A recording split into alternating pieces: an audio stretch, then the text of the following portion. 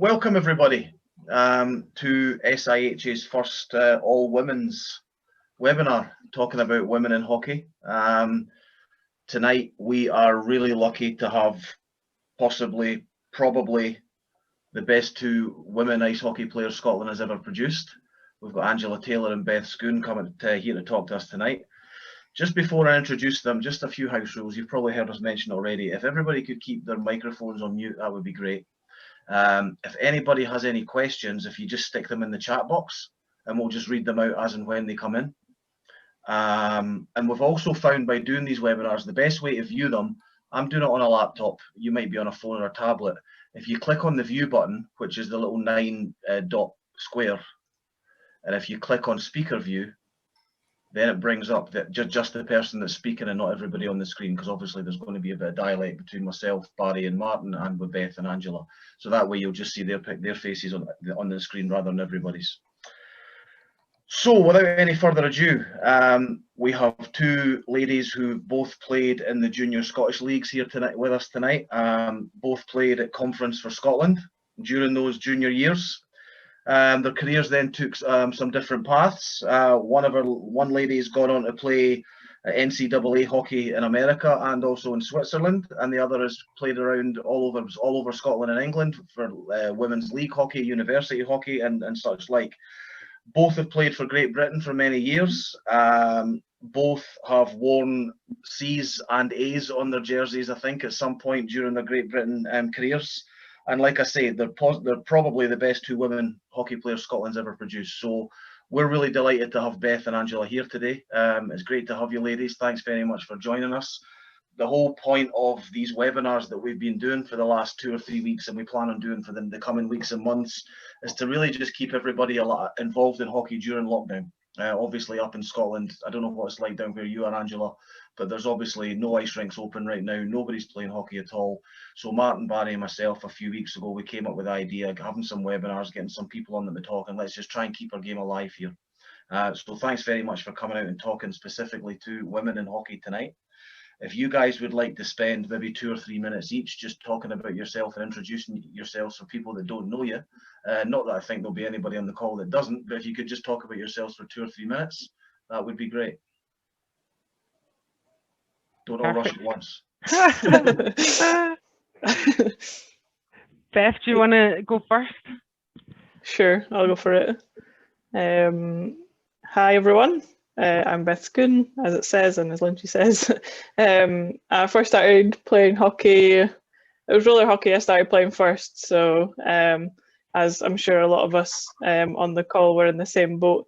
My older brother played roller hockey, and I was sort of dragged along to training and games with him, and then got bored of sitting around at the side, got a pair of skates myself, started just skating along the side of his trainings, and then eventually practicing fully. So that was when I was about 4 or 5.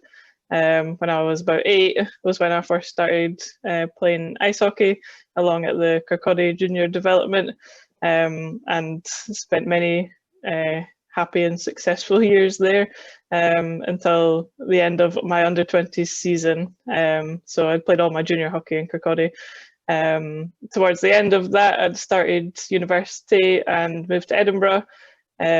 So I was still playing at Kirkcaldy for a bit while I was travelling backwards and forwards. And when I started uni, I started playing for the Edinburgh Eagles, which is the university team that covers Edinburgh and Glasgow and sort of the south half of Scotland. So that was another sort of men's hockey team. There wasn't any women's university teams at the time. And in the last few years, I've been part of setting up the Caledonia Steel Queens, which is a university hockey team for women. And I played for a couple of years while I was still at uni and now help coach them. As Lynchy was saying, played for Scotland, I think under 13s, and towards the end under 19s as well in the Scotland v England game. I think I'm the only girl to have ever played in that game for Scotland or England, which is pretty cool. And when I was about 15, started playing down in England in the women's leagues, a few spells and a couple of teams, but settled with Kingston Diamonds and Hull.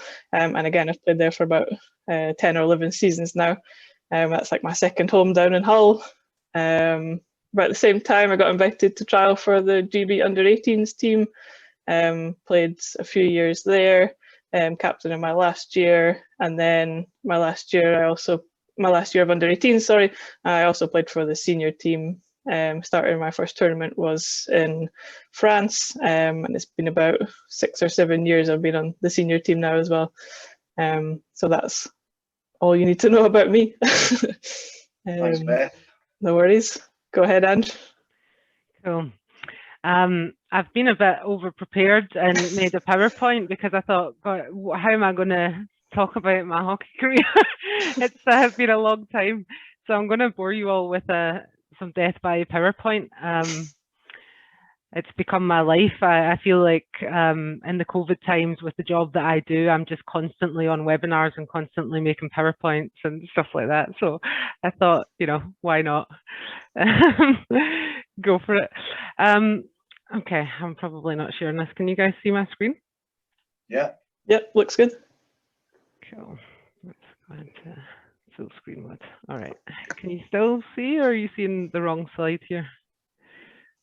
No, I can still see it. All good. Is it like a full screen, or is it like got little black things around the side? No, Angela, that's the preview you're on there. We can see the Yeah. preview, not the actual presentation.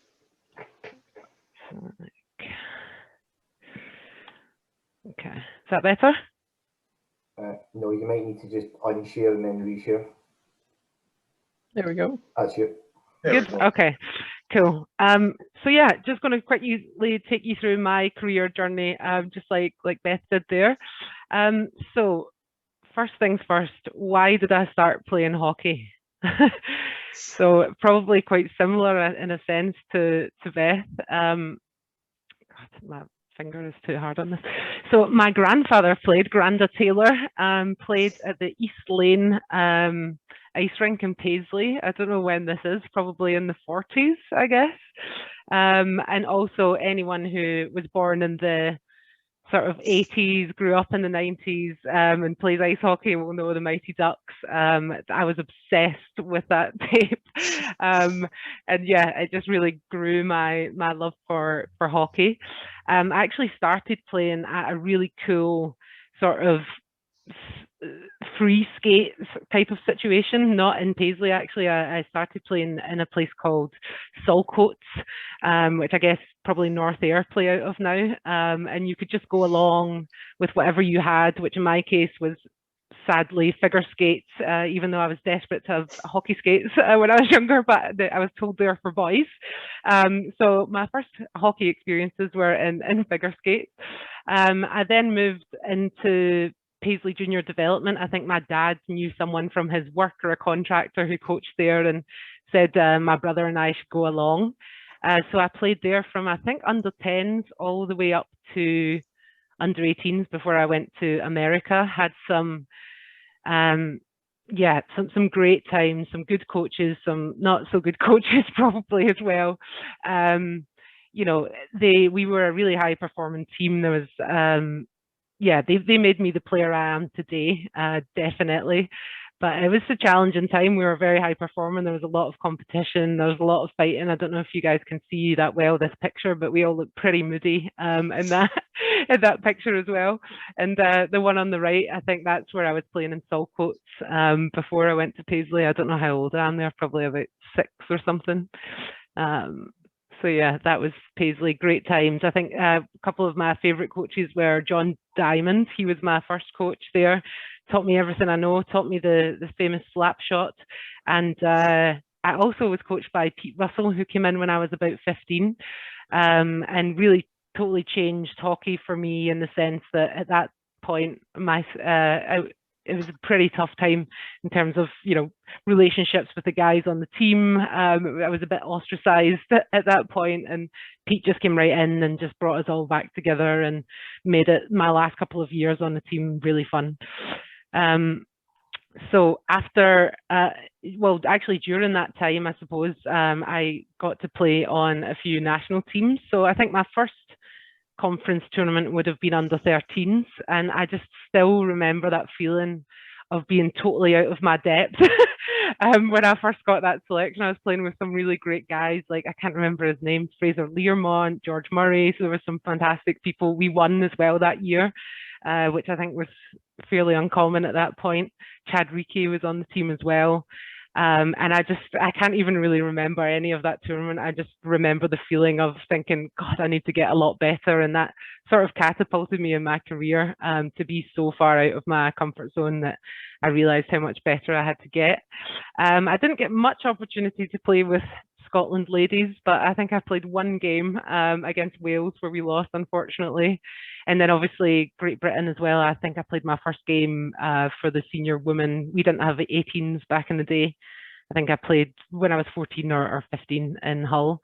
And I also played basketball for Scotland as well. I'm number 11 in that picture.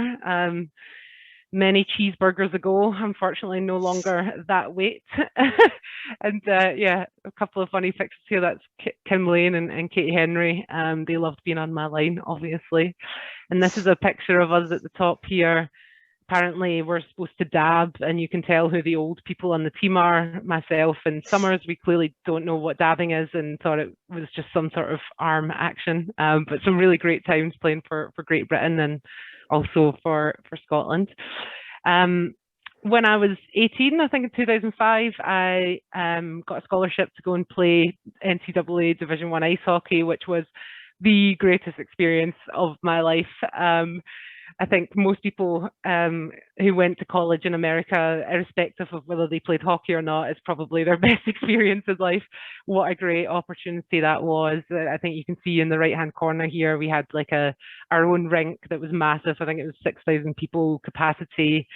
Played with a few Olympians, played against a few Olympians. This girl up here in the top, Casey Bellamy, she's still on the US Olympic team to this day.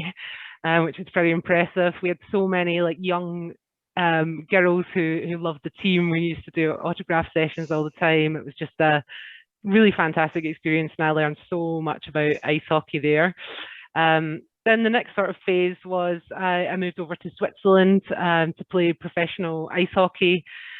I have to say it was never on the same level as it was for NCAA. I think NCAA is the highest that you could play in women's ice hockey, but I mean, irrespective of that, it was a fantastic experience. I met a lot of great people there. What an amazing quality of life, and just the opportunity. I mean, there's maybe only 4 players per team that can play professionally, and they're all expats, so none of the local girls get paid, even though they're all most of the girls on my team were Olympians, and some of them were better than me, but I was getting paid and they weren't, so it was a weird dynamic.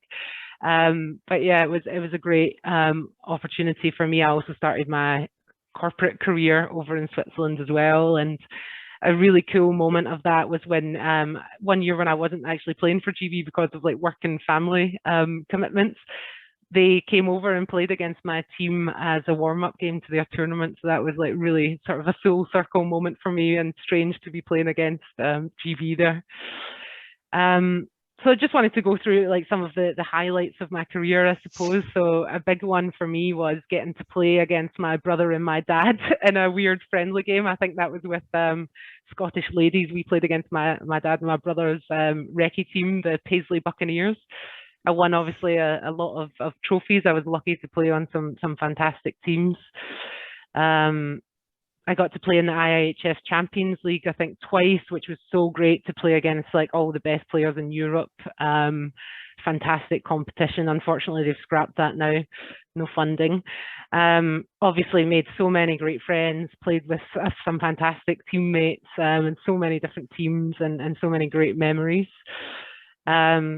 Of course, with GB and other things, Scotland, everything, I got to travel a lot of parts of the world that I wouldn't have necessarily gotten to go to if it hadn't been for hockey. And yeah, a big one for me. Sorry for all the English people on the call, but we beat England once at basketball, which I think hadn't been done for about 20 years. So that was probably the greatest sporting event of my life. It was just amazing. If you've ever watched Braveheart, you'll understand.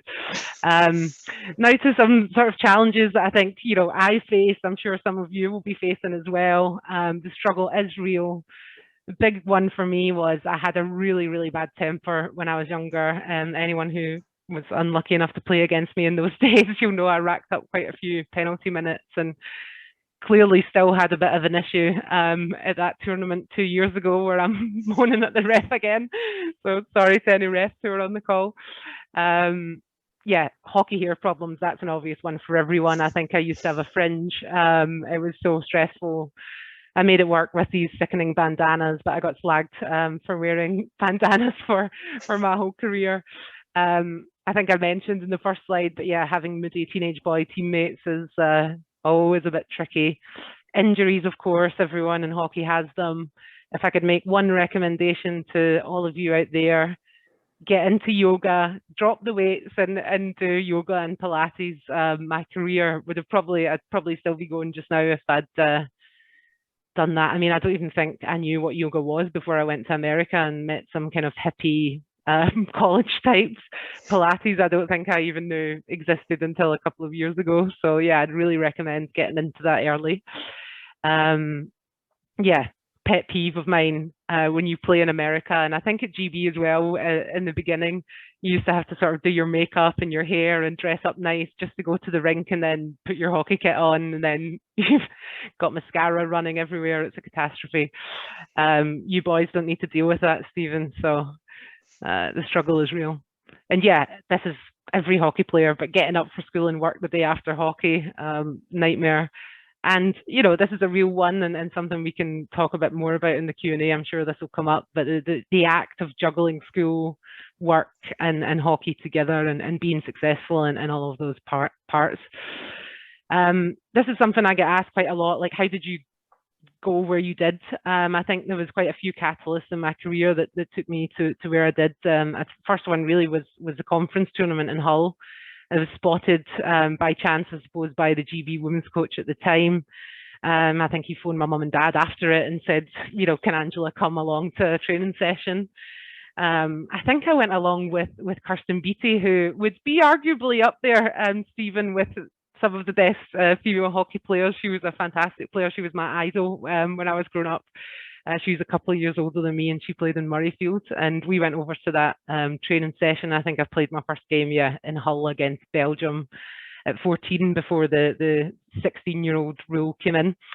Then after that, I think the next catalyst was when I went to the IIHF Women's Development Camp. I think it was the first one. I don't know if they still do those, but at that camp, I was spotted by a few college scouts and they started calling me. But I was quite old at that point. I was very close to going to America, so I was quite lucky. It was serendipity that I got to go to that tournament, because otherwise I probably wouldn't have gotten to America. We didn't really have internet. It wasn't really a thing then. The world was cut off. There was no knowledge sharing. I didn't really know anything about women's hockey, so it was great that scouts don't come to Division 2 to watch GB games either, so it was really great that I had the chance to go there.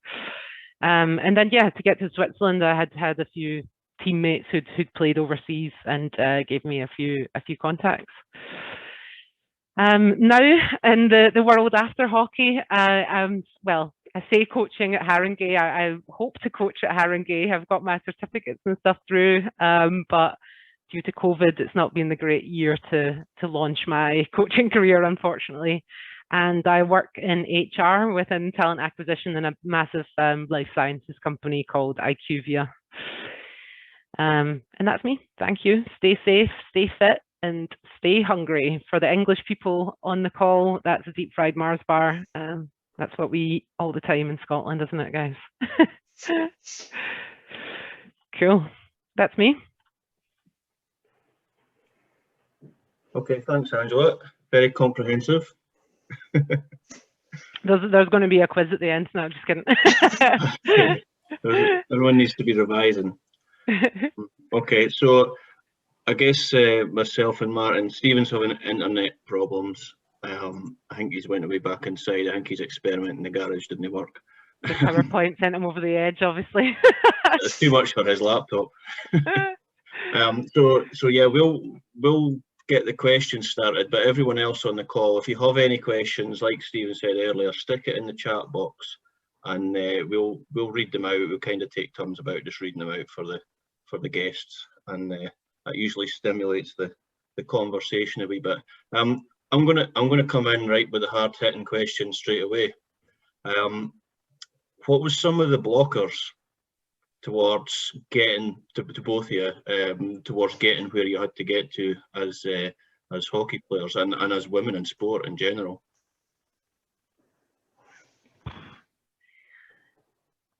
I think Told you it was hard hitting. I think times are changing, or hopefully they are. I think for me personally, and you know, Beth's quite a bit younger than me, so I think you had a bit of a different experience than I did. But it was really strange for women to play hockey in those when I was growing up. There was a lot of stigma around it. You know, like I said, I had some great coaches who were super supportive of me. I had other coaches who, you know, probably didn't like that they had a girl on their team. And I think, you know, that lack of acceptance also trickles down to the players. It was a weird dynamic on the team sometimes, especially as we got a bit older and they sort of realized this is strange that there was a girl on my team. And yeah, I think as well, parents on you know, of my team on other teams, like shouting abuse at me from the stands and stuff like that. It was very tough for me to grow up. When I look back, I actually wonder, like, why did I keep playing hockey? It sounds miserable when I talk about it, but I absolutely love the game, and I'm very stubborn, so I wanted to prove that I'm the best. And I think if I didn't have that experience, I wouldn't have been the player that I became, because I was constantly having to fight against so much adversity. And it wasn't really till I kind of started playing basketball when I was like 14 and started playing with GB women's hockey that I saw, like, oh my God, there's other girls who are like me and play out sports, and you know, I'm not a freak as everyone's been telling me on my team, you know. So I think it was really just the stigma attached to it that was the barrier for me. And I was lucky enough to have fantastic supportive parents. My poor dad driving me to all over Scotland and then ultimately all over England for hockey, basketball, national teams, everything. So, you know, if I didn't have such a fantastic dad who did that for me, it wouldn't have happened. And I hope this has changed. I don't think it has, but you know, the lack of funding, my parents paid so much money that they didn't necessarily have to get me where I am today. And I remember my mum like shouting at Sport Scotland and Lottery on the phone about why can't she get funding and all this kind of stuff. So I think, yeah, funding and just general stigma towards women and ice hockey for me. Okay. Beth, you still there? I am. Yeah, I'd say pretty similar to Ange. I think I did come through a few years later, but was unfortunately still the only girl playing in Kirkcaldy for a long, long time. So I think like Ange said as well, at the beginning when you're young, no one really thinks twice about it. It's just kids having fun playing hockey, and everyone just gets on with it. And those are some of the best times, and everyone's just in the same boat. And then as you grow up, and I think the physical side of the game, people kind of start to panic a bit and think, actually, I've got this girl on my team, what do I do? There's people doing body checking, but I think Ange and I are of the stature and always have been to sort of keep ourselves and fend for ourselves and not be in any bother. I think one thing that's been a bit of a block on occasion is not all coaches, but a few coaches kind of decide on your behalf that because there's hitting and because it gets a bit rough now and again that you can't handle it. And I've had coaches say, no, we're just going to sit you out now because the game's getting a bit tough or whatever. And no one's actually asked me, the game's getting a bit tough, do you want to sit out? So I think that's something I'm sure a lot of people on the call will have had the same thing. And I know for a fact that it's still going on today for some younger girls coming through. And I think that was especially a problem for me. And one of the most difficult parts of my career was finishing junior hockey and looking for somewhere to play in seniors. SNL's a bit of a jump up from junior hockey, and unlike in England, there's not really a sort of intermediate level that some of the girls that I know down south play, sort of NIHL2 or whatever it's called this week. But they sort of fit in well there, and that's a good level for them. So that was definitely a difficult jump from juniors to seniors. And I think for me, it worked out well with university hockey. And I think the two things kind of tie up because I had a coach, Matt Dibble, who just kind of chucked me in at top level, top line of sort of this Division 1 university hockey with all guys. And I'm forever grateful for his sort of confidence in me and he never thought twice, oh, you might get rocked by a 40-year-old guy with a beard in the corner here. He was very trusting of me and my sort of other things I bring to the game, and sort of hockey sense and intelligence and reading the game that a lot of the guys didn't have. And he saw that was something that I could bring to the team, and entrusted me with a lot of responsibility. And I think that's when I'm playing my best, when sort of everything's stacked up against me. So yeah, that was a similar situation. Yeah, good. I'm back. Sorry, I dropped out. Oh, I had to go and put a pound in the meter there. The internet packed in. I've got a couple of really quick questions. Well, quick questions, but they might be long answers. Just before we go on everybody else's questions. So I spoke to both the girls on the phone a couple of days ago, and speaking predominantly about challenges they face and things like that, like what they've been describing. But having coached a few girls at club level, they're very few and far between right now in Scotland. At certain clubs anyway, certainly at the club I was. What I've always found was potentially the biggest challenge for girls was having to change in dressing rooms by themselves. So they're maybe not getting to fully be part of the team in all capacities. The first question I had for you two was, how did it feel when you walked into a Scotland ladies or a British ladies dressing room for the first time, into a full dressing room where you're able to share all the laughs and the banter and God knows whatever else you lot do when you're in there together? But what was that feeling when the first time you were in a full dressing room with your teammates? I mean, I think for the first ever time for me was a GB practice, and I was like terrified because I was only 14 and there's like grown women, so it was quite weird for me to be in that situation. I just remember being like really nervous. I think for me it was actually starting to play basketball a couple of months after that, actually, and having teammates. It totally actually made me almost quit ice hockey, just because it's so amazing to actually have friends and like have a laugh and have all that camaraderie. I think if I could like change things, I mean, when I was in Paisley, I was quite lucky. I had they had 2 ref rooms, so at least I had like my own little changing room in Paisley, so that was kind of fine. I never went in the boys' locker rooms at practices or anything like that. It was really only like right before the game when the coach would go in to talk. You know, it's not something that I really think about. I think that's what other people think about a lot, and maybe it did contribute to, you know, the kind of issue with you know, certain teammates and that sort of dynamic. I think probably what would have been better is just to make sure, if you've got a girl on your team, and I don't know how that works now with safeguarding and stuff, but you know, to make sure that everyone just gets in their sweats and their base layers, and just throw the girls into the locker room and let them at least put their pads on together with the guys, and you know, to be able to share that sort of banter. But yeah, it was game changing for me to have other people who are on your same level, and to be part of something and to be accepted as well. Cool. Beth?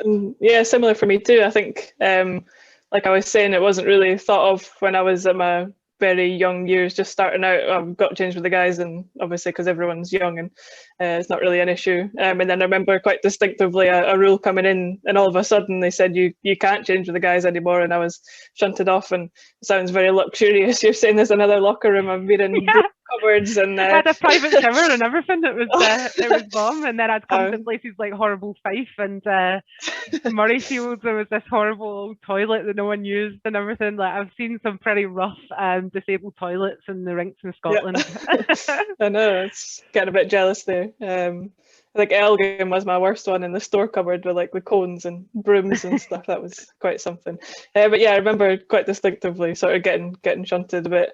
And I think my way of dealing with that was that I was there to play hockey, and the quicker I got ready, the quicker I wasn't sitting on my own anymore. I'd always be one of the first round at the bench, and the guys would sort of trickle out of the dressing room, and just have a bit of a catch up with them there.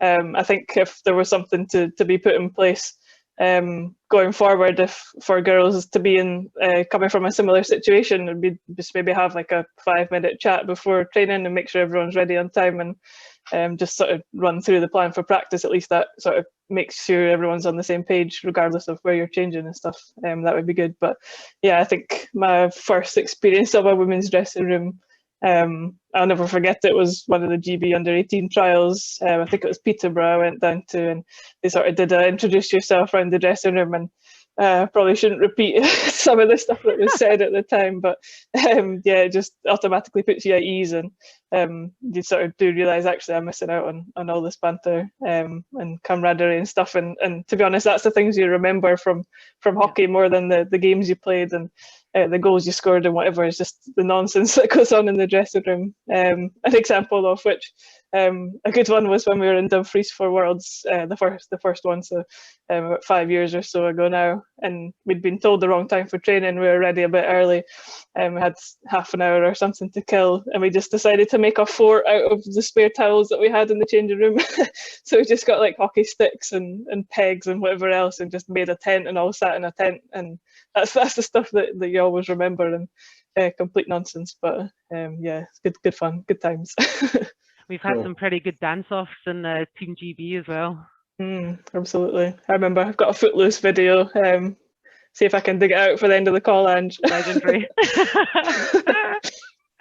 The only other question that I've got, well, for now anyway, is where do you see the future of the women's game in Scotland and in Great Britain as on a whole in the next, say, 5 years? I think we've sort of focused on the fact that we both came through playing on boys' teams, and I think that's probably been of benefit to us growing up. And I think the trend is now that the more girls' teams that crop up, that girls can sort of start playing young for a women's team and never have to play in the boys' team. I think that's sort of the case starting down in England with some of the under-16s teams.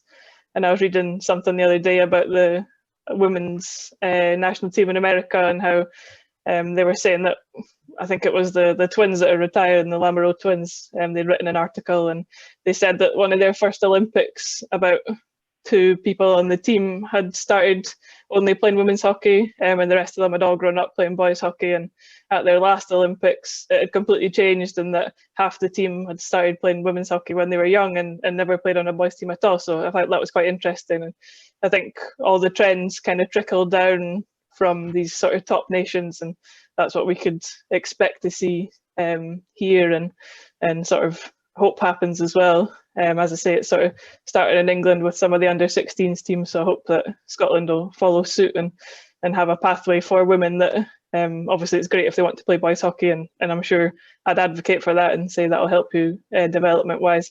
But for maybe girls that aren't as confident or don't really want to play the physical side of the game, that's absolutely fine. And I hope that there's a pathway for them to be just as successful as someone else, and as we were coming through the boys system. Yeah, I would agree. It would be great if we could have more grassroots women's hockey. It's difficult to get the numbers. I think we need to retain more girls who do start because they came along with their brother. We don't want to lose people who maybe aren't as stubborn or perhaps just mad as Beth and I are to have continued to the point that we are. So I think there's a lot of responsibility. One of them is on coaching, it's on attitudes. I think, women's sport, when I was younger, I would see maybe once every 4 years at the Olympics. Nowadays, there's women's football on TV. There's, I guess, hopefully some other sports. I know netball, they have a package with Sky. So, the idea that women can play sports is now becoming a thing, which is fantastic. So yeah, I think the onus is on us as a community to make it a safe place for girls, to educate our boys and let them know that it's okay that someone who is a different sex from you is on your team. It's not going to change you as a person. And yeah, just encourage girls at all levels. I think something that Beth said is super important as well, that coaches understand that there's kind of a contract. It's not your responsibility to take a girl out because you're worried that she might get hurt. Anyone will get hurt at any time in a game. But I think, they've decided to be there. Their parents have allowed them to be there. I think it has to come from the kids. And I have to say, I put my hand up once in Kirkcaldy when I was playing up. Things were getting a bit dicey. And I said to Pete Russell, I'd just gotten butt-ended and split my chin open from Lee Masterson, I think his name was, mid-ice. And I said to him, I can't play anymore, I'm too scared. So, you know, I think you need to give the girls the opportunity and keep that dialogue open between you both, because there are times, I mean, I'm sure you've played in games like that, Beth, where things like all the boys, especially in Scotland, just start kicking off and there's like fights and everything.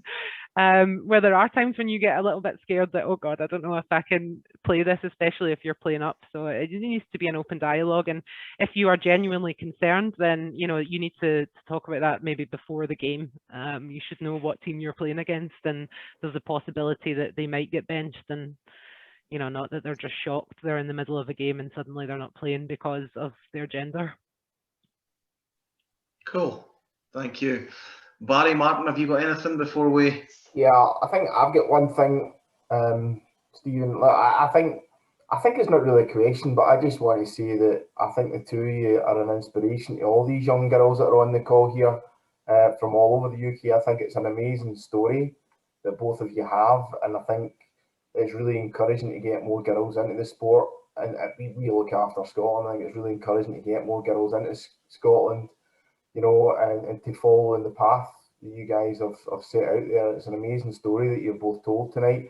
And it's not as if you grew up in ice hockey clubs that were easy to grow up in. Kirkcaldy and Paisley, probably two of the toughest clubs to grow up in, you know. So it's pretty tough places that you've came through from. So it's not as if you came through from weak teams, you know. It's really strong organisations that you've grown up. So I think for me, I would just say it's really quite inspirational, all the young ladies on this call, and not to be afraid to look to you guys, you know. And I'd like to think that hopefully if some of these young ladies would reach out to you guys in the future for some advice, you would take that call or give some advice out to some young ladies. I think that'd be great for all these young girls in the call. So, but we've got plenty of questions coming in thick and fast here as well. Barry, you want to kick off the questions? I need to go and do something. Yeah, Yep. he is the best reader after all. Educated. Okay, so yeah, quite a few comments actually, just around the, you know, being an inspiration and stuff as well, and thanking you both for your story and so on. Chloe Young asks an interesting question. Who's your favourite twin, Michelle or Cheryl? And you need to explain it. Actually, I know, but... Do you know what? It's too hard for me.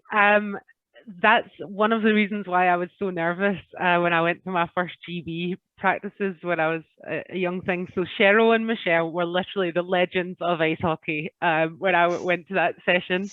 And, you know, they were like a double act. I think was that Michelle played forward and Cheryl played D, one way or the other. I think Michelle still holds the points per game record for Great Britain, and she hasn't played in, I don't know how long, probably 15 years.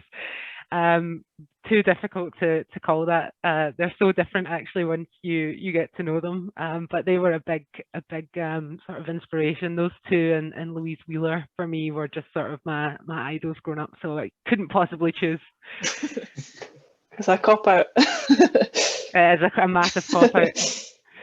No, as Andrew was saying, they completely bounce off each other really well, and it's quite amusing a lot of the time. A lot of funny stories from the trips with both of them. I think it's Michelle, that's what we call them, combined at home, so I probably shouldn't tell them that. Yeah, Michelle's unfortunately not been there the last few years, but yeah, good laugh with both of them, and they both bring their cards to the table. I think I remember one time, I think when we were in Slovakia, we hadn't got off to the best start, shall we say, and Michelle came in and absolutely rollicked us for a good 5 minutes. And then Cheryl came in 2 minutes later saying, "Oh, I didn't think it was that bad." So I think you need a bit of both, and they certainly are a good trade-off, and yeah, very amusing. So, Caitlin Monk is looking for some life advice. She's asking if you should smoke or not. I think we all know the answer to that one. I've never smoked, so can't possibly comment. Yeah, I would say definitely not. Good. Okay. Definitely not. Rebecca Goldring from Aberdeen has asked, what was your favourite position to play? Now, I mean, I played defence my entire career until I moved. I played forward for GB, but when I went to America, my coach told me I'm too dumb to play defence and he's going to hide me on the wing. But glad that he did, because I absolutely love left wing now. I don't know, it depends. I think I miss the natural scorer instinct because I played defence always. It was never near the net. So yeah, I would say if you're a young person playing hockey, play every position, find one that you love, but be adaptable, because you're more likely to get selected if you can play every position and be a coach's dream. Yeah, I think I've only ever played D, really. If we've been really, really short and there's no other option, I'm occasionally put in as a forward. I think one role that I've seemed to acquire, which I don't know if I'm too happy about, is standing in front of the net on the power play. So that puts me as a forward on paper, but skill set wise, I'm not sure it really counts. But yeah, I like to see the game. I like to make the play. Not so fussed for skating up and down. Dipsy doodles aren't my strong point, so I'm happy playing D, and long may it continue. Good. Question from Scott Hamilton. Did you always want to play ice hockey? No, I wanted to be in the Olympics, which sadly ice hockey was the wrong choice. I just wanted to play any sport, but yeah, once I kind of saw the Mighty Ducks and started going to hockey, it's just the best sport ever. I played every sport that's possible in the Scottish public schooling system, which I loved every sport that I played. But hockey is just so special. I did come close to taking a back seat to basketball, but it ultimately prevailed. Yeah, I think I played roller hockey first, and that was good fun, and still is good fun. I still play occasionally, not recently, but always something to go back to. But yeah, ice hockey's always been it for me. I don't really remember anything else. It's always been part of my life, and always been grateful for that. And like Andrew, I've played every sport under the sun at some point. We've also bonded over the fact that I did play basketball when I was at uni as well. So, small world. Exactly. Yeah, not to any great degree, but yeah, it's just the combination of the skills you need. And I love when people come and watch hockey and say, "Oh, can't believe you skate that fast," and then you think, yeah, but there's so much else you do on top of that. So it just takes so much skill, and I think it's unique and special in that regard. So I wouldn't want to play anything else. Okay. Leonie asks, what advice would you give to a player looking to play abroad? What's the best way to reach coaches and make contacts, etc.? I guess more so for Angela. Yeah, I get asked that a lot. I'm still not really sure what the best answer is. I guess nowadays, probably to send game tapes of yourself. And what my coach said, I don't know what all coaches are like, but I remember my old coach in America saying that he hated when it was just a highlight reel, because he couldn't actually see how that player would play in an actual game situation. Like, sure, they've scored 5 goals and done a lot of nice celebrations, but what are they actually like as a player? So if you are going to send game tape, make sure you send like a full shift or 2, obviously ones where you're playing good. Yeah, it's such a tricky thing because it's not as monetized as men's ice hockey, so you don't have agents or anything like that. Really just do your research. You're lucky you have the internet now, so you can go on like university websites. If it's in Europe, you need to just go on, search that country, women's ice hockey, find some teams. Usually you'll find a contact in there and then reach out to them and let them know that you're looking. But it's a tricky thing. I think once there's money in the sport, it will become easier. But yeah, you need to market yourself, really. It's very tough. I think like relying on other people that you meet along the way as well. I've not been abroad to play, unfortunately, but I've had just people message me on Facebook and random things saying, "Do you fancy coming here for a year or so to play?" And I think just making contacts along the way and through other girls that play hockey, if you know someone that's playing in a country you'd like to go to, just drop them a message. I don't know any girl that plays GB or otherwise that would turn you away and not give you a hand. So yeah, just go for it. Just drop feelers out and ask whoever you want. Yeah. Yeah, I think, and it's something that's it's kind of the whole sport as well. You know, like it's a small community, and you do get to know people as you go through it. You know, and you do pick up contacts, and everyone does help each other. You know, if you're almost brave enough to ask break the ice, so to speak, and ask the question. So yeah, that was a good question, that one.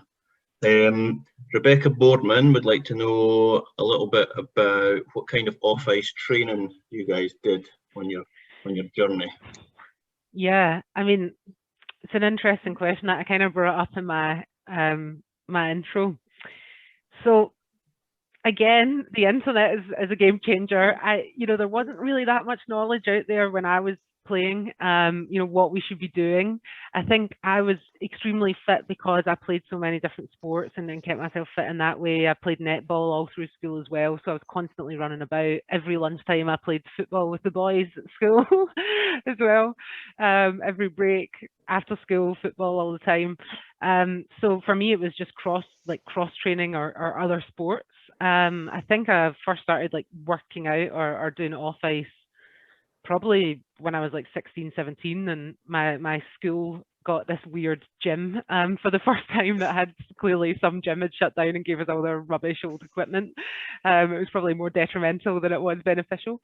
But if I could recommend what you should do, as I kind of mentioned, weights are great. If strength is an issue for you, then go for it. At a certain age, obviously, you want to speak to your coach and see what makes sense for you. But I would highly recommend any age already to get into yoga. I've had so many back problems. I've had so many issues that have been caused fundamentally because of my inflexibility. I was going to say flexibility. So yeah, yoga, Pilates, any sort of movement. I would also recommend to play another sport. I think it really helps with your hand-eye coordination, understanding of, what's it called? Kinesthetic understanding can be really useful as well. So yeah, I'm sure there's some great videos out there for specific hockey exercises and perhaps even plans, but that would be my thing. Yoga, Pilates. I wish if I could change one thing about my career, that would be it. Yeah, I think similar here as well. Playing lots of sports growing up kept me fit enough to play well at hockey, and probably a similar age as well when sort of fitness training and strength training got introduced. And I think Angie's saying that the game's sort of come on a lot since then as well, and most coaches that you speak to have some sort of background knowledge of what can be done to help you specifically hockey wise. And certainly when you get to the higher levels, any sort of representative Scotland level, England level, GB level, they're starting more and more to have dedicated teams for strength and conditioning, and likewise if you're not part of those teams but want some information, that's what they're there for. So just get involved and shoot across a message if there's anything particular you're after as well. But I think similar times, just moving well is a big part of it, and you don't have to lift the most weight in the gym, but if you can be flexible and not get injured and play more because of that, then that's a good place to be. So just basic movements and body weight doesn't have to be loaded at all. Just moving well will keep you good on the ice as well. Yeah. I actually forgot as well. I had quite a few sadistic coaches in my junior years. I did a lot of, I don't know what you call them now, we called them, I think, suicides, where you go red line back, blue line back, and however many times. Especially my first coach, we'd do them every single practice, and as much as you hate them at the time, yeah, it's really sort of intervals, I guess. I'm not sure how you would describe that sort of exercise, but it makes you super fit. I'd imagine Kirkcaldy were doing the same, because when I was growing up, it was Kirkcaldy and Paisley were on another level. So I'm sure the coaches over there were into that kind of fitness as well. And yeah, probably one other suggestion I'd make, this is a bit off the charts, but I would recommend to maybe take dance classes also to get your coordination for your feet and just your movement again. That becomes, as you get better at ice hockey, those are the little things that will sort of pull you apart from others. Yeah, and I know quite a few kids through the years that that did things like gymnastics or trampolining or speed skating and so on to work on those extra skills that, you know, the hour and a half ice time a week didn't give you. And the more you put in place at a young age, you know, that's your core and your base going forward, isn't it? I think there's a lot to be said for sort of thinking about when you're training as well. So like you said, if we're only on the ice once a week or something, just making sure you get the most out of that as well. I think for a long time I sort of went through until I was maybe about 16 or something, just doing the bare minimum at training and just going through the motions, and until I actually started thinking about it, I'm not getting a lot of time on the ice, I need to make the most of it. So just sort of going all out in drills and practicing little things in the corner if you're standing about, little footwork drills or hands drills, just to make the most of it, really. Yep. Okay. Louise Fleming asks, when you were playing professionally, was the wage enough to support you, or did you need to supplement your income? Hashtag gender pay gap. Hashtag gender pay gap. The struggle is 100% real, Louise. Gender pay gap. So I was being paid like a standard. Luckily, I didn't have to supplement my income when I was a professional. I was being paid, as I said, really lucky. There's probably in total about, let's say, maximum 50 opportunities, 50 professional female ice hockey players in the world, I would say. Maybe there's a bit more now with those leagues in the US, but one of them folded. So there's limited space. Of that, I was being paid sort of minimum wage for Switzerland. So it would be like kind of working in a Morrison. So that was amazing to me. I didn't have to have another job. But to comment on the gender pay gap, typical salary for a male Swiss. So I played for a team called Zetterse. We had a male and female team. We played out of the same rink. We practiced at, you know, similar times. We were buddies. They were being paid about anywhere between 200,000 and 500,000 Swiss francs a year. I was being paid probably 25, 30. So still a bit to go there. Just a bit. So still a far way to go. And, you know, keep in mind there was only about 4 of us on the team who were actually being paid, and I don't think all 4 of us were getting you know, full time. I think some were supplementing. So yeah, the gender pay gap. Yeah. Tough. I think I mean, it's kind of well known in British hockey in general that you're not going to get rich playing hockey, you know, in Britain. So I think, yeah, gender pay gap aside, I think, you know, the experiences and the opportunities, you know, to go around the world and, you know, play the sport you love all day, every day, you know, that's great. That's, you know, that's regardless of what sex you are, you know, that's just the dream, isn't it? It's exactly. It's frustrating. It's always going to be a topic in sports, and I think we've been quiet about it for a long time, and accept that we're lucky to have these opportunities. But I would, you know, I'd look at women's football. If people don't make a noise about it, then nothing's ever going to happen. You know, it's going to be a long time before women are being paid to play ice hockey in Britain. But you've got to start somewhere, and you need to make some noise about it. I don't know if I'm the one to do that necessarily, but you know, I think it does need to be discussed, and especially it's unfair for elite athletes. You know, it's really unfair, and I think that is a big issue in women's ice hockey, that once you do reach the highest level, there's nowhere to go after that. Like kind of like what Beth was saying there, in Scotland there's nowhere to go. In America there's nowhere. They've got leagues now, but they're losing funding. There's been loads of times when, you know, the women's league has almost merged with the NHL to do a similar thing to the WNBA. It's always fallen through at the last minute. Sponsors have always pulled out at the last minute. So it's a sport that should be more progressive in terms of pay than it already is, but I think they're heading in the right direction. The girls in the US and Canada have made a stand, and you know, power to the girls, keep going. Make it happen for all these girls on this call. That, you know, maybe one day if you do love hockey and you do get to that level, that there's a future in it for you. And but you know, keep studying. It's key. Yep. Okay. Chloe Young, I think this question's for you, Beth. She's asking how Graham and Tanya are doing. Graham and Tanya are with us, so I thought I saw Graham. Yeah, I thought I'd seen him earlier. I don't know personally. I've not seen him since Christmas Day, so I'm going to ask that question too, I think. Good. Raymond Simpson, he says, thanks for sharing tonight. How did you find and deal with the restrictive transition for female players between junior levels and adult levels of hockey? I guess he means more in the men's arena. I think I mentioned it a bit before that was probably one of the toughest transitions for me. I do think university ice hockey is very underrated.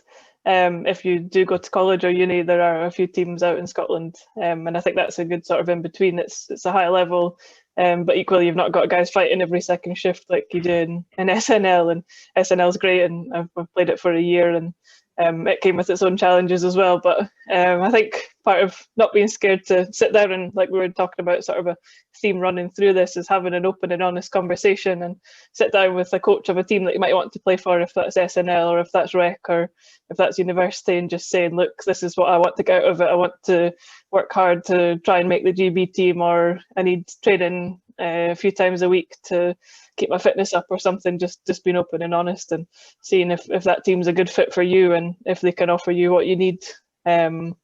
And yeah, it's a difficult one, and I think not just for women but for guys as well, if eventually we could introduce a wee step in between juniors and seniors, a wee sort of SNL 2 or something like that would be really good for that sort of level of people. But that's obviously dependent on a lot of other things, and we'll see what happens.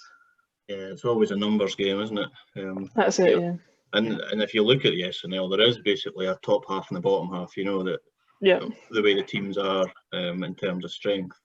And it's like you say, it's got its own challenges, definitely. Yeah. Jamie McElroy asks, do you think it would be of detriment to the women's game and the overall development of the discipline of if the discipline of full contact was ever introduced to women's hockey? Ooh, it's the hot topic. It's the controversial topic of women's ice hockey. I don't know. I've never spoke to you about this, Beth, so I don't know what your opinion is on this, and I'm not 100% sure what mine is. People probably don't know this, but the first ever women's World Championships in 1990, I think it was in Halifax, was full contact. Women's ice hockey was full contact for the first sort of forever until that tournament. And then I think that people thought, oh, girls aren't going to want to start this game if these, parents aren't going to want their children to start playing ice hockey, their daughters to start playing ice hockey if it's contact, which in my opinion was misguided at that time, because most women in those days did play boys hockey growing up. I think maybe it's because in the US you're not allowed to hit until a certain age in junior hockey. So it used to be contact, it's now not. I think, maybe it served a purpose, and I think it probably still continues to do so. But if you watch the top level of women's ice hockey at the World Championships, I think it's becoming extremely dangerous that it's not contact, because these girls are so strong, so fast. I don't know if you saw in the All-Star game, what's her name? Beth, you'll know. The girl who did is it Kendall Coyne? Yeah. That did the lap, and she got the same sort of times as some of the guys. So, the game of women's ice hockey has, in every country, Great Britain included, expanded so much, and in my opinion it's becoming quite dangerous. There's so many concussions in women's ice hockey, especially at the higher levels, because it's very difficult for referees. I'm not I know I had that picture of me like shouting at a ref, but I'm not shouting at refs here. But it's extremely difficult for them to referee. What is the difference between a body check and a body contact? It's so hard, and therefore, as when I was playing men's hockey, your head is your body just naturally is ready to take a hit. Whereas in women's ice hockey, you're not going to get like mid-ice smacked, but it happens all the time. All my injuries have been because of illegal hits in women's ice hockey. So in my opinion, I think they should go for it. That's me. It's controversial though. I'll be Also, I think contra- I'm a bit biased, and you will be too, Beth, because we're massive, Yeah. and it was of no advantage to us Yeah. whatsoever in women's ice hockey to be like 5'10" and like Yeah. whatever many pounds, and not be able to hit the tiny little girls that we're playing against. So, yeah. Yeah, for sure. I was going to say, I think we're a bit biased and both similar in that respect. I think we've kind of been penalised for being strong and being big all our lives. I know I have anyway. Sort of getting penalties for just being stronger than someone else, and unfortunately it's sort of not allowed.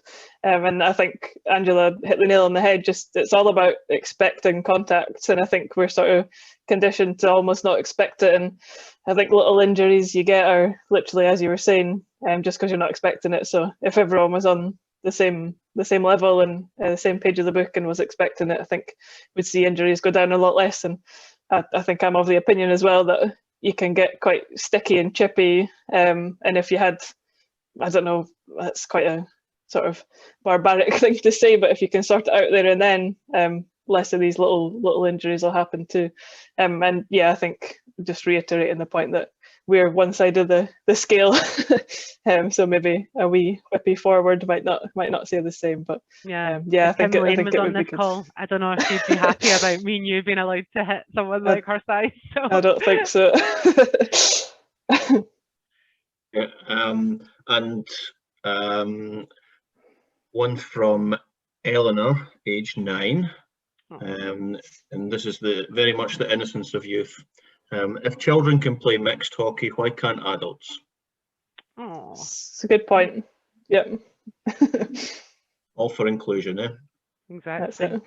Hi, Eleanor. So glad that you could join. And thanks for the question. I think that girls probably can play mixed sports, but once you get to a certain level, there's different physical abilities. I think there have been one or two females who have played professional ice hockey. I know Hayley Wickenheiser did.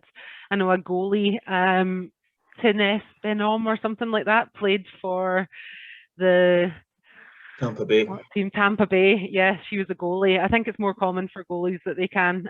But yeah, it's not really possible for girls in a contact sport to play against guys at the top level, because it's just a physical thing. Beth and I are pretty big, but even we at our size, we are the equivalent of, if I'm 5'11" and 80 kilos, a boy who is 5'7" and weighs less than me could probably still knock me over. I don't know actually the science behind it, but guys are just stronger ultimately, unfortunately. Yeah. I think it's quite nice when you're young, and it's nice to take advantage of it while you can, because we obviously grew up a bit quicker, and I remember being 2 heads taller than most of the boys at one point, so I bet they probably felt the same that we do now. But yeah, this is one of those things. Unfortunately, we'll do what we can, but that's it, I'm afraid. Yeah, that was one of my memories from junior hockey, was playing against girls who were absolutely huge. And is that me? Might have been. How old are you? I'm 40 now. Okay, no, it wasn't me. Okay. Wasn't me. Don't want to give away age. No. No, it wasn't me. But yeah, I got a lot of abuse from opposing side parents. So sorry, boys, for that. Yeah. Tough, sorry for the hormones. Okay. Stephen, you want to take over a few questions? Sure. Yeah. Okay. Next one's from Ben Pitchley. What's the best piece of advice you've been given from a coach?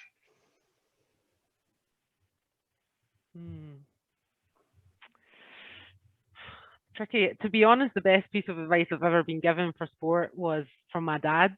I think I was still quite young, maybe in under 10s or under 12s. Under 12s it would have been.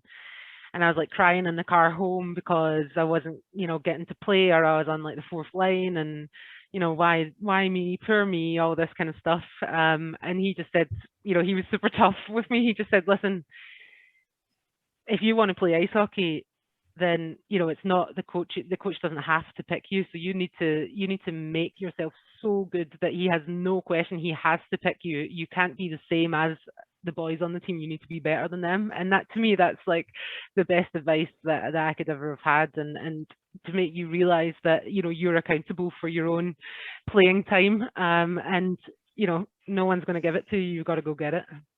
So thanks, Dad. Love you.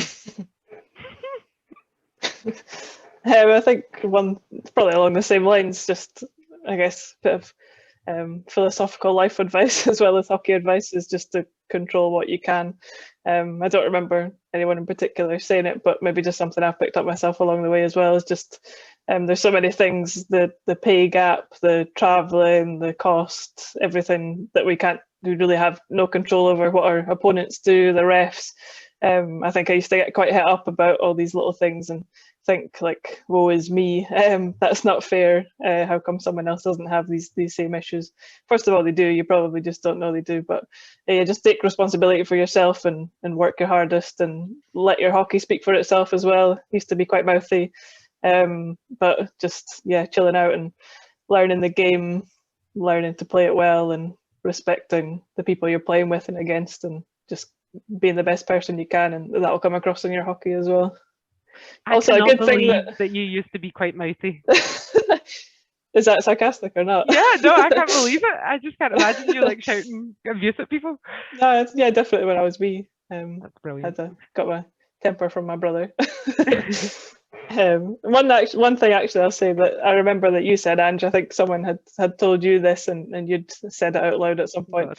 It was something about not having to be the fastest person on the ice, and if you can read the game and be in the right place at the right time, then that sort of resonated with me, because I figure I'm never going to be the fastest person on the ice based on the size that I am. But if I can read the game well and be in the right place at the right time, then that's something that's important too. Yep. Oh, okay. Next one's from Eric Young. This is a good question. The sport loses so many girls when they move out of under 16 age group or similar. What would you like to see happen to retain this cohort? It's hard, because that's when the boys drop out as well, isn't it? Yes. It's a tricky age. It's so hard. I think you need to kind of link up the social aspect. I think that there needs to be a kind of community that is enjoyable for these girls to continue to go to. I know when I was under 16 going into under 18, I would have probably even been close to quitting if I hadn't, you know, gotten onto Team GB and stuff like that. So I think the social aspect is a big one. Yeah, it's hard because that's when it gets more physical as well, and not everyone is, you know, built like the side of a house like me and Beth. So it's tricky. I don't really know. I don't really know what the answer is to that. Beth, do you have any thoughts on that? It is tricky, and I think we've talked about the sort of transition between junior and senior already. I think one thing that's sort of headed in the right direction is having more women's teams around. I think there's the Amazons over in the west. We've got the Steel Queens over in the east now, and there are girls playing all over the place, and there's teams cropping up, and the Solway team as well, obviously playing in the English League. So I think that's definitely a good thing and a good trend, and long may that continue, that there are women's teams available. And I hope that's going to keep going, and even some junior teams starting at under 18s levels that then feed into these senior women's teams. That's ultimately what we want in the country, I assume. And yeah, I think that's one thing that will help with that too. Fingers crossed. Cool. Next one's from Chloe Young. I'm not sure who this question's aimed at. Maybe it's both of you. Do you remember Dumfries in 2015 where you absolutely dominated New Zealand 8-1? I don't think you were there, Ange. I think that was probably for me. Oh my God, my memory is really bad because I don't remember ever playing against New Zealand. No, I don't think I was at that one. Yeah, I do remember that. I think it was our first game of the tournament, and we just came out flying. I remember it personally. I was on for a goal that Gani scored. I remember robbing a girl the puck, skating up the other end, saucing it over to Gani, and she absolutely sniped. And there's a cracking photo of us sort of jumping in the air as a celebration. So yeah, I remember it fondly, and that was a good tournament and a great cracking game as well. Cool. Claire Needham hasn't asked a question. She's just made a very quick statement saying, such an inspiration. Thanks, Claire. Next one's from Scott Hamilton. Who's your favourite ice hockey player and why? That's a tough one. I've got two. Old school, probably no one on the call really other than us knows who these people are. Probably Jaromir Jagr, because he was such a tank. I think I only liked players who were like my sort of size and played in a similar way. So Jaromir Jagr and Eric Lindros. And Mario Lemieux as well. Okay, 3, that's it. And why? Because they're all big power forwards. They all use their size. None of them are like the quickest in the world, but they're very smart players, and I used to watch them all the time. I think I had some sort of favourite players when I was young that were all power forwards as well, which doesn't really translate to me being a defender. But I think the defensive game's really developed in the last wee while, and there's a lot more sort of more modern offence and defensive players that are pretty cool to watch. I think a lot of the young guys coming through the NHL now, you're sort of Quinn Hughes, Cale Makar, people like that. They've sort of literally stepped up from college right into the NHL and making such an impact, even offensively as a defenseman. So I love watching these guys, and they're so creative on the puck. And when I started, a defenseman stood on the blue line, hit slap shots, and then got the hell out of there as quick as possible. But to see these sort of young guys that are crafty on their feet and making other defenders look silly, I think they're pretty cool to watch. So like watching them and pick up tips. Oh, and for me, Paul Hand, who used to play for the Paisley Pirates. I loved him. He was a defender. Yeah, I used to love to watch him in the games and try and like do what he does. Next one from Anya. I hope I'm saying that correctly. Do you remember in Bled in 2016, you absolutely dominated Croatia 19-1? Such an inspiration for me to retire early. Yeah, Anya's a good buddy who plays on the Diamonds team now, of Croatian origin. But no, she clearly, we made such an impact on her that she's moved over here now and wants to spend every day with us and learn from the best. So I'm glad we had such an impact on you. Why have I not played in these games where we won by loads? I feel like I've played in a much closer game. You played for Britain. Were you just making that up? Or No, I took some time. I mean, yeah, we don't need to necessarily get into that, but yeah, it's expensive. Once you basically, when I stopped playing professional and had to get an actual job and was limited to 20 days holiday a year, I wasn't as keen on spending 12, 15 of those traveling back and forth to Great Britain. My brother had just had kids, so I wanted to like spend any holiday time with them. But yeah, the last couple of years, I think Andy sort of wrote me and said we'd love for you to join in Kazakhstan, I think it was, for the Olympic qualifiers, and then I played a couple of tournaments after that before I retired. So it was really nice to come back to all and finish out my career with GB again. I'd have loved to have played with them in every tournament, but unfortunately life gets in the way. Yeah, it's always such a commitment. If we had some money and funding and I could have taken those time off unpaid and my flights were all paid for, and I would have kept my holidays, then I'd have been there for every game and every practice, but it's tricky. Yeah, it's always tough to juggle work and hockey. That's the case for so many people. Where are we? Claire Needham, what advice do you have for young players to help deal with pressure on and off the ice? For me, visualization, if I could make it easy, visualization is the key. Even before practice, I would, take some time, whether that's, at the rink or beforehand, to just like take a few minutes, breathe a little bit, close my eyes, picture all the scenarios that are going to happen in front of me, what I want to happen, picture myself scoring goals, picture myself getting the puck out on the wing, the typical things that you're going to do sort of 20, 30 times in a game, just really practice them in your mind loads of times.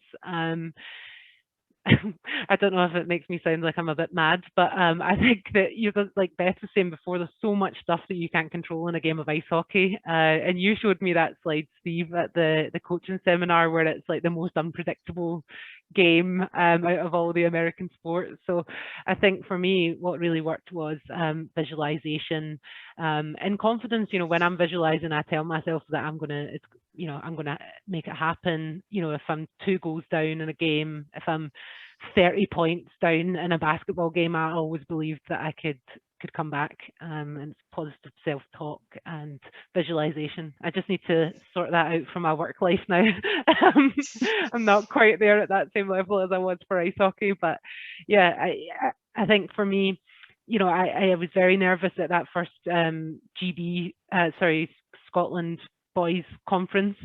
And I think my dad noticed that in me, and he actually showed me the first ever time like how to kind of meditate and understand your body and breathe and come down and relax a little bit. And I've sort of took that with me throughout my whole career, and it has really worked for me. And I think that people think I don't get stressed out in situations, which, to be fair, by the end I didn't really, because I felt prepared for everything that could come in front of me. If it hasn't happened on the ice, it's happened in my mind already.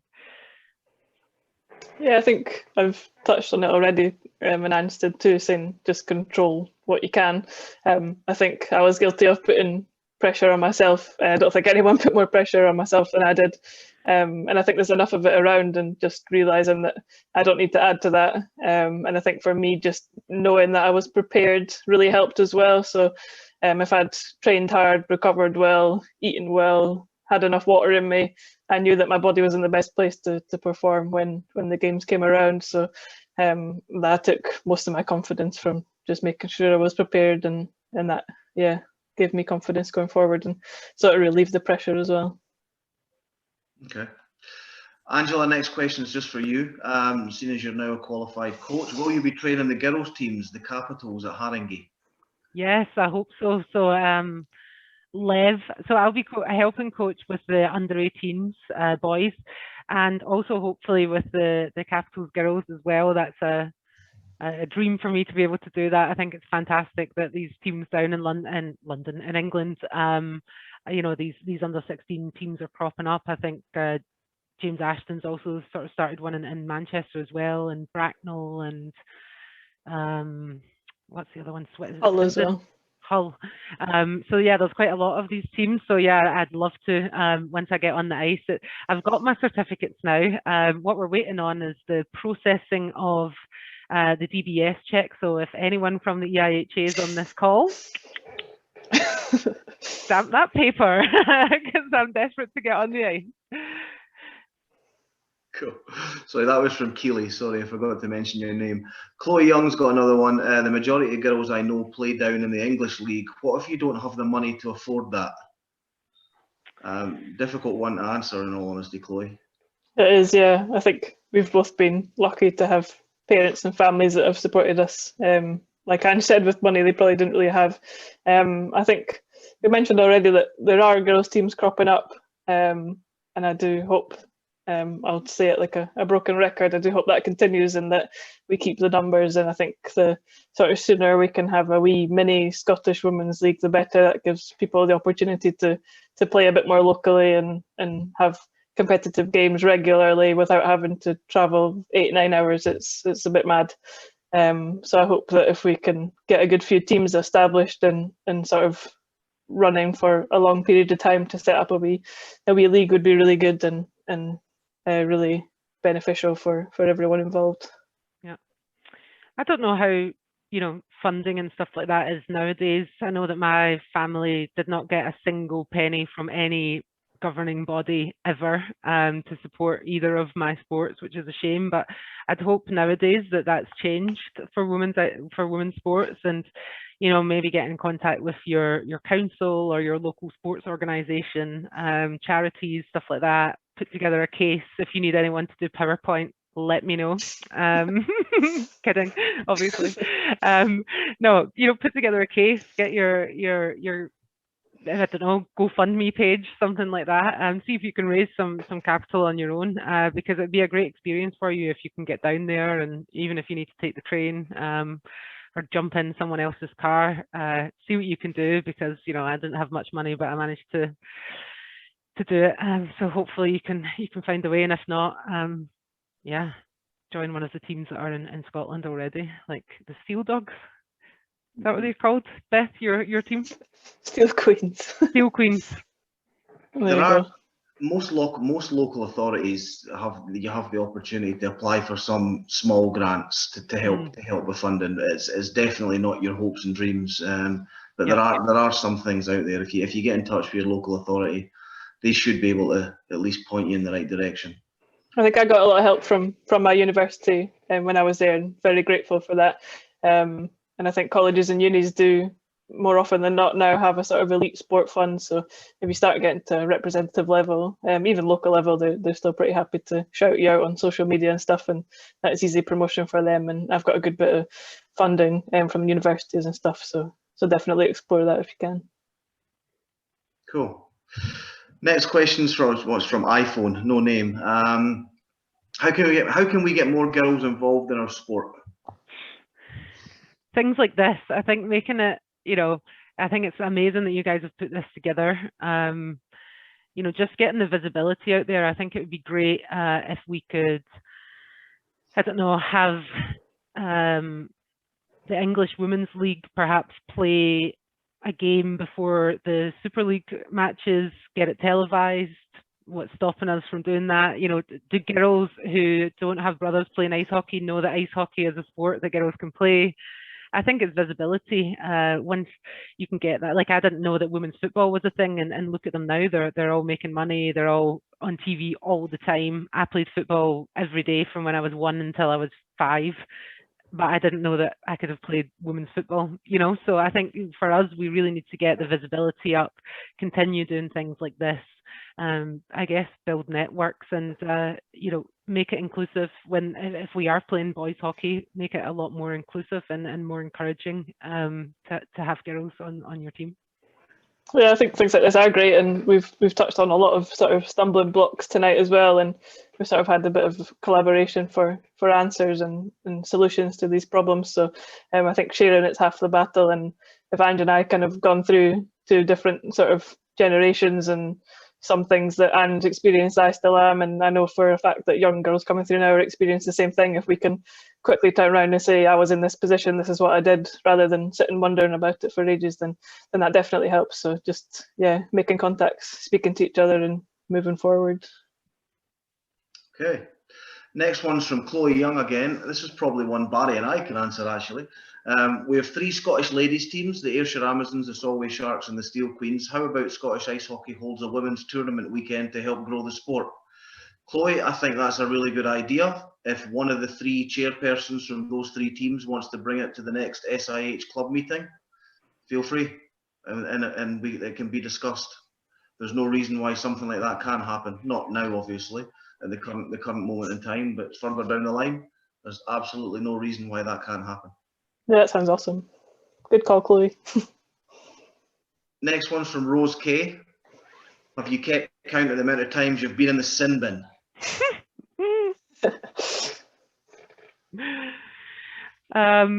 It's weird. I got carried away on my PowerPoint presentation, and I was actually going to make a quiz. And one funny fact, not funny, embarrassing fact about me is I'm still the all-time leading penalties and minutes for Great Britain in history. And I did a bit of research on that, and I spent 88 minutes in the box out of 46 games. I got a bit better when I was older, but when I first started playing, I remember once skating in a zone, a girl skated backwards into me and I got a 2+10 for checking from behind. So I don't know if it was always me, but yeah, I've been chucked out a few games. I even got in a brawl in a game in Paisley against South Ayr, which was probably one of the highlights of my career as well. Me and my brother were playing on the same line, and we were both on the rubbish lines. It was like the 4th lines of each team. We all got kicked off, but it was just so fun at the time because we weren't like helmets and gloves. It was like handbags at 5 paces, but everyone jumped in on it, and then we all got kicked out, and you know, it was just so funny. So yeah, I can't remember all my penalties, but I've got a lot. Yeah, these big guy penalties sound so very familiar, unfortunately. Yeah. I remember my favourite penalty that you took, Ange, that I witnessed was when we were in France in the last game. They were already relegated and we were playing against France, and they were just about to win gold. And the French team were diving as they're renowned for doing. And one of them hit you and fell over or something, and you ended up getting a penalty, and then you were gesticulating to the ref that they were diving, and you flopped down on your knees in front of her, and got a 10-minute for that. So that was pretty funny. An idiot. Yeah. I think temper. I think, you know, it's not that I never really get annoyed at people. I think I used to always get annoyed at like the unfairness of it all, and that would just drive me mad. And I think my temper was such an issue for me. I worked on it a lot. It got way better. I actually won what's an award you would get? Fair Play Award my last year in America, which was amazing. They used to call me the friendly giant over there because everyone was at such a high level. I got almost no penalties in America. It's just playing for GB in those tournaments where the level of play is very up and down, let's call it like that, that I would get loads of penalties for being a big beast. But yeah. I think one shocker I had was we were on double header down south, so as far south as you could go. It's like Bracknell and Streatham. We played Bracknell on the Saturday and Streatham on the Sunday, so obviously I'd spent the money for the train ticket and the hotel and whatever, and I think I maybe lasted the first period of the Bracknell game, and then same sort of thing, went to step in to get the puck and rock this girl, sort of collision, had her head down, and she got hurt, so then that automatically kicked me out of that game. But then because she got injured, it was that rule that I'd also get banned from my next game. So I'd played about 22 minutes of hockey out of 120 in the weekend down in the south of England, and just sitting watching the rest of it, and yeah, that was pretty miserable. So not my finest hour. Chloe Young again. What are your thoughts on the Erica Nardini situation with the NWHL? Because one of you want to explain what that situation is right now for people that don't know?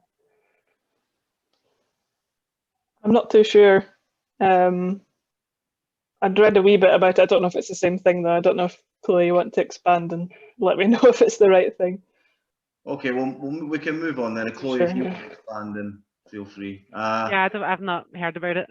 I'm sure I'd have an opinion if I did. Chloe again. Leonie asked earlier about playing abroad. I have a contact called Carla, and she specialises in women's hockey. Okay, Leonie, if you're interested, it's womenscollegehockeyrecruiting.com. Yes. Louise Fleming, thank you for your answer from Eleanor. Just a little simple thank you there. Chloe Young, one for Scooney. When's the wedding? Luckily, not this year. We're into next year, 2022. So I think we were sort of saying at the start that we were glad it was so far in advance, but I think even now it's a bit up in the air. So we're hoping and saying surely not. Surely all the restrictions will be done by then. But no, looking forward to it in 2022. Cool. Next one from, oh God, B Games? Is it B Games? Sorry I have to leave, but it's been brilliant to hear your stories and advice. Thank you so much, both. Eric Young, do you think girls in general would benefit from having the choice to either play their own age group or play an age group down? If so, at what age would you introduce this? This is something that has been discussed in SIH before. What's your thoughts on girls being able to play an age group down?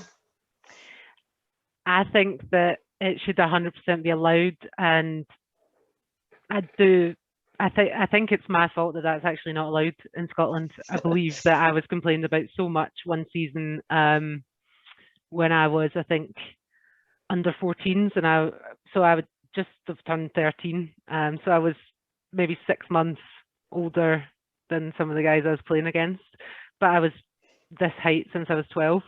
And that caused such a stir to have me playing in that lower league that rules changed the next season, and I don't know if they've ever gone back. I think that 100% it should be allowed.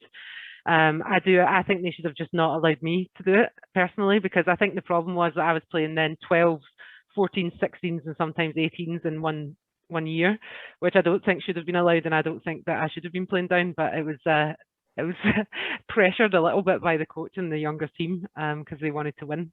Classic Paisley behaviour.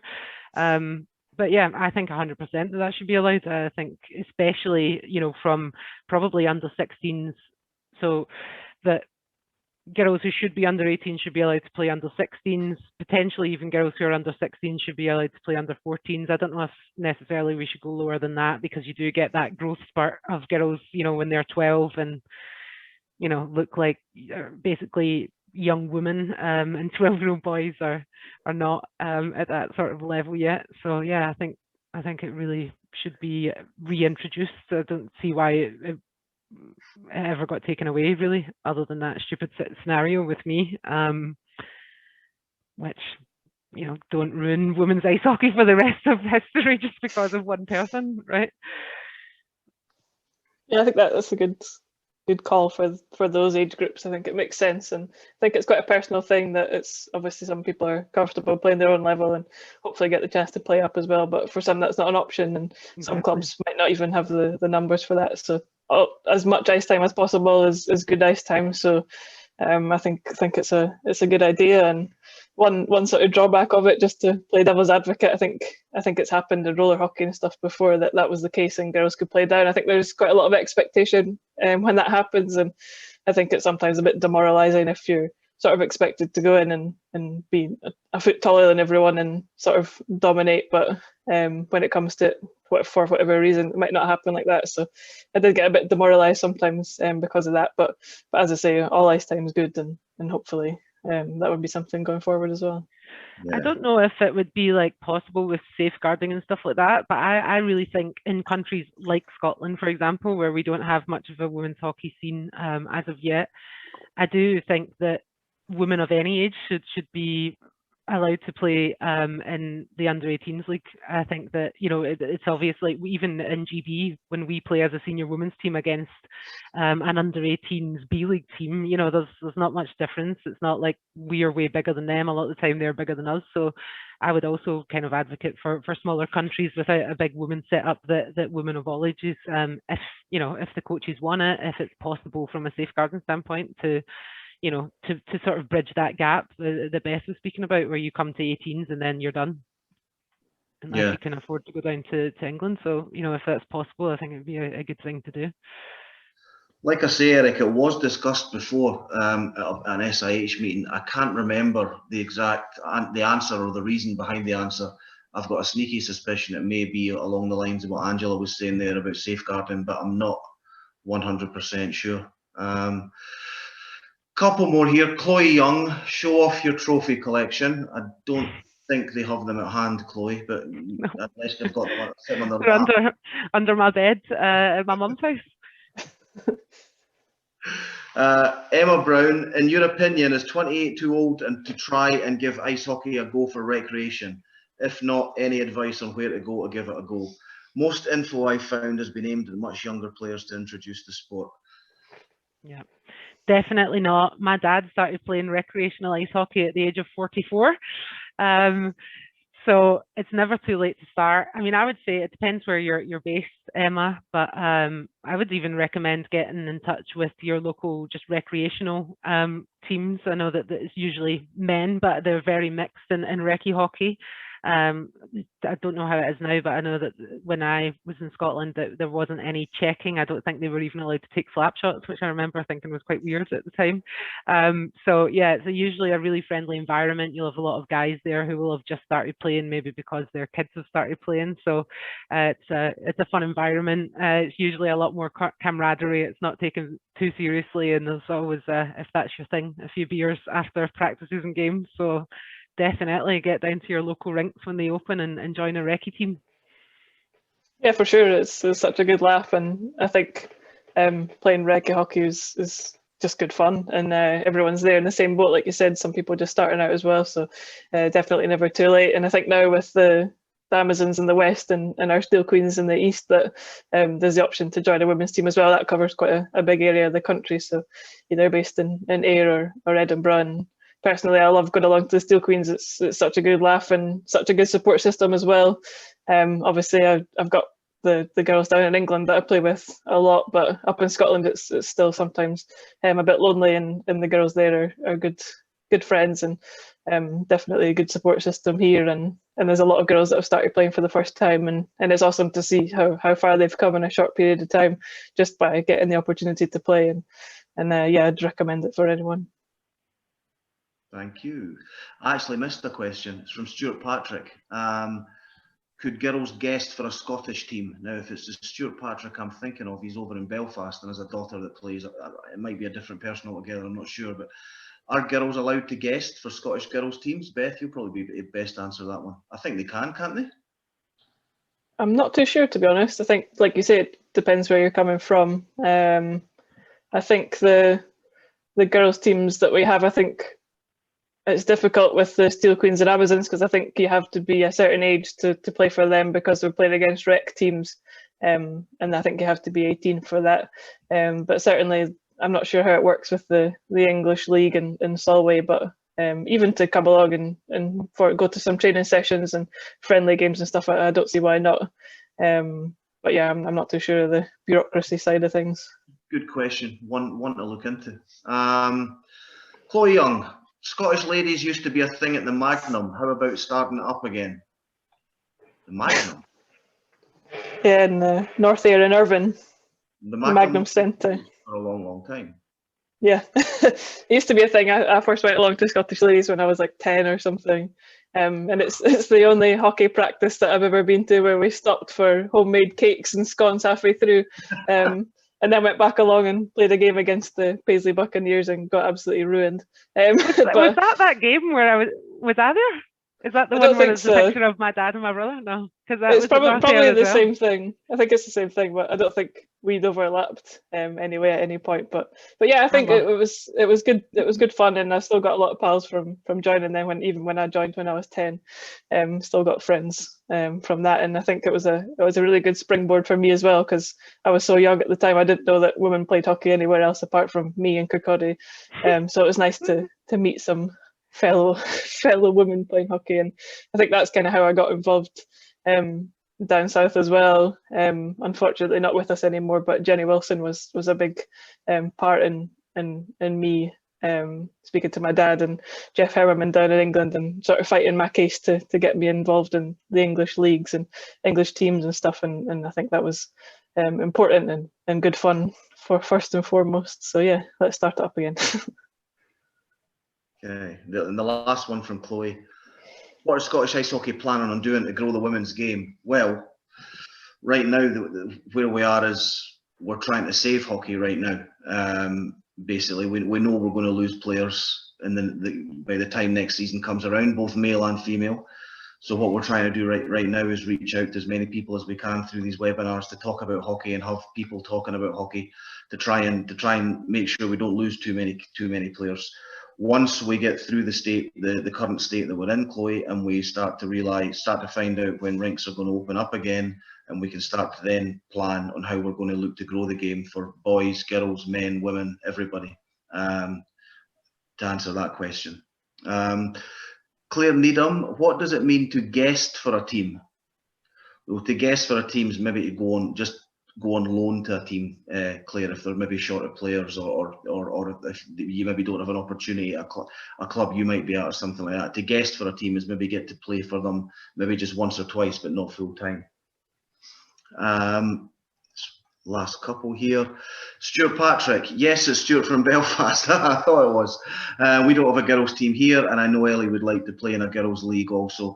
I think the best thing you can maybe do there, Stuart, is maybe drop an email to somebody within Scottish Ice Hockey who would be able to give you a more definitive answer than I can, I think. And then the last one we've got from Eric Young again. Similar to my last question, with recce being non-contact, would it make sense to drop the age to 16 plus for girls? What do you two think? Tricky one, that. I don't know. I don't know. What is it just now? 18? Yeah. The Reckies are 18 because of insurance. There's the kind of, it's been this ongoing thing for years about, you know, the sort of 16 to 18 bracket, Yeah. whether it's male or female, being involved in Recce. Part of it, I think, came from the fact that there's junior hockey up to 18, was 20s even, you know, so why would you promote them going to recreational at that point? You'd want to keep them in the junior development. And the other part of it was around insurance and stuff. So yeah, there's probably a bit of politics and bureaucracy around that one, but doesn't mean that it's a bad suggestion in practice, you know. We just, yeah, I suppose it would just need to be managed correctly, and I think maybe some parental consent, because, you know, there's a lot of things that could go wrong in that situation, I suppose, if it's not watched. So yeah, anything to grow the sport, but within reason and making sure everyone's signing off on it, I suppose.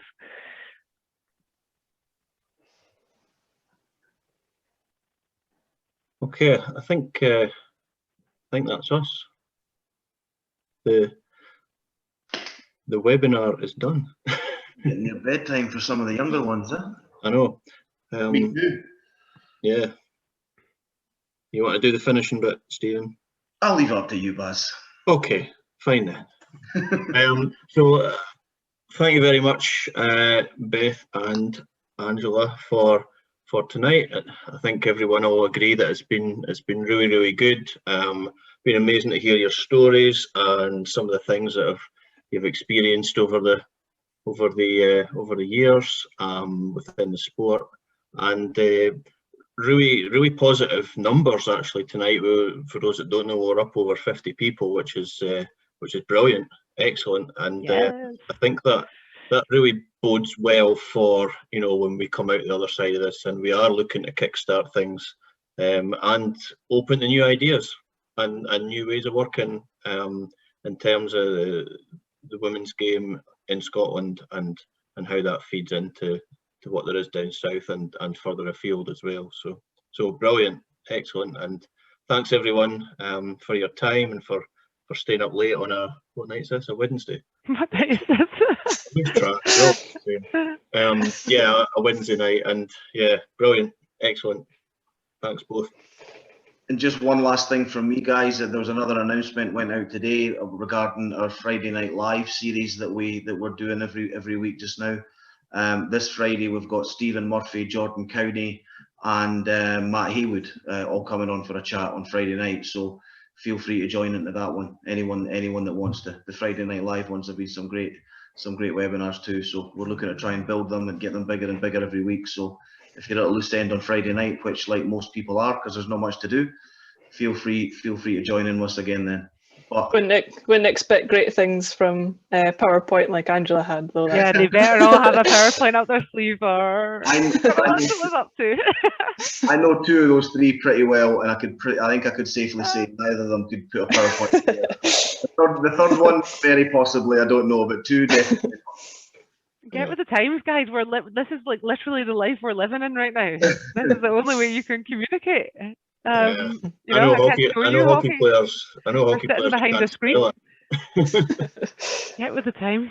Well, I just want to say thank you so much, everyone, for joining. What a cool response! I can't believe, you know, so many questions that came in. I wasn't sure if anyone would really attend this, so thank you so much to everyone who joined, and you know, everyone who's passionate about women's ice hockey, as Beth and I are, and a big, massive thank you to Stephen, Barry and the team for making this happen. I think that you've seen tonight the interest, the stuff that we need to go through, and it means so much, even just facilitating these conversations to understand what the challenges are. Beth and I had the same answer to every question that came, which shows that it can't just be me and Beth. Everyone experiences this in women's hockey, so these kind of conversations are really crucial to the development of our sport, and hopefully you know, it's been helpful for the girls that are on this call, and yeah, thanks again for organising it.